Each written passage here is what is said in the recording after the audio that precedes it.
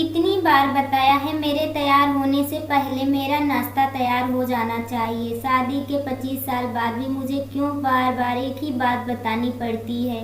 लता तुम्हें क्या है, तुम तो आराम से घर पर रहोगी, मुझे काम पर जाना पड़ता है। तुम हो कि हमेशा बेवकूफ़ों जैसी हरकत करती हो। अगर तुम यह जानबूझकर करती हो तो याद रखना मुझसे बुरा कोई नहीं होगा। आज भी प्रशांत का पारा चढ़ा हुआ था।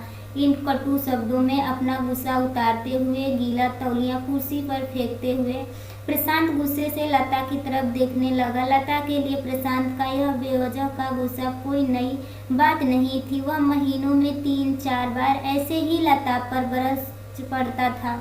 पहले पहले लता उसका विरोध किया करती थी, लेकिन जब कई साल तक प्रशांत में कोई बदलाव नहीं देखा तो लता ने खुद को ही बदल दिया। अब प्रशांत के कुछ भी कहने से लता को कोई फर्क नहीं पड़ता था।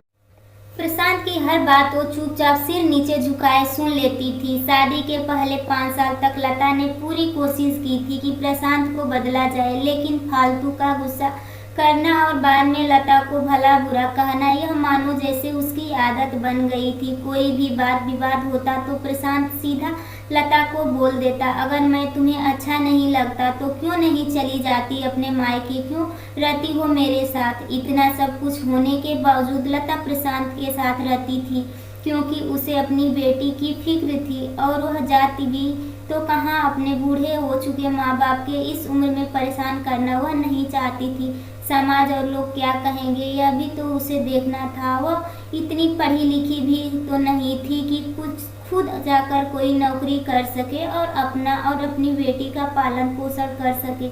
लता को अब अपनी फिक्र नहीं थी, उसको फिक्र तो थी तो बस अपनी शादी लायक हो रही बेटी की। लता नहीं चाहती थी कि पति पत्नी के झगड़े की वजह से काव्या डिस्टर्ब हो। काव्या की पढ़ाई पूरी हो चुकी थी, उसके लिए अब शादी के रिश्ते आने लगे थे।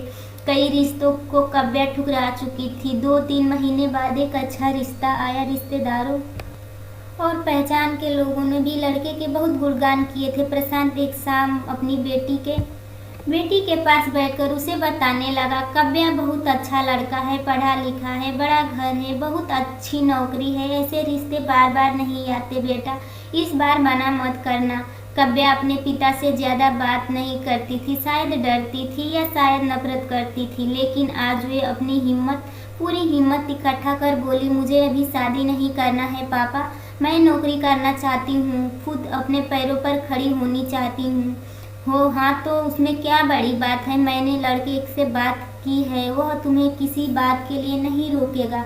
तुम शादी के बाद भी नौकरी कर सकती हो, वह तुम्हें नौकरी के लिए परमिशन दे देगा। प्रशांत बोला, मेरा नौकरी करना या ना करना उसकी परमिशन पर क्यों डिपेंड रहेगा पापा।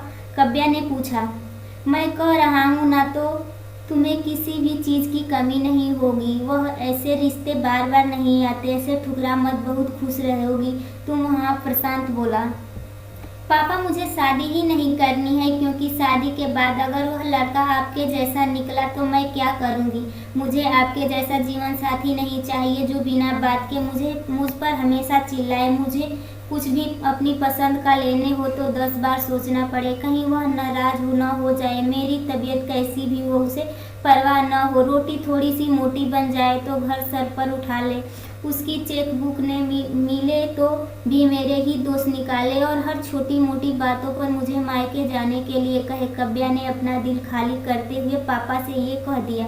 प्रशांत का गुस्सा 7वें आसमान पर था, लेकिन उसके मुंह से एक भी शब्द नहीं फूट रहा था। वो काव्या की बातें सुन रहा था। काव्या उतना ही बोलकर चुप नहीं हुई। आज पहली बार वह अपने पापा के सामने इतना कुछ बोल रही थी। पापा, अपने माँ के साथ हमेशा गलत व्यवहार किया है। आप अपने ऑफिस का गुस्सा बिना सोचे समझे माँ पर उतार देते हैं।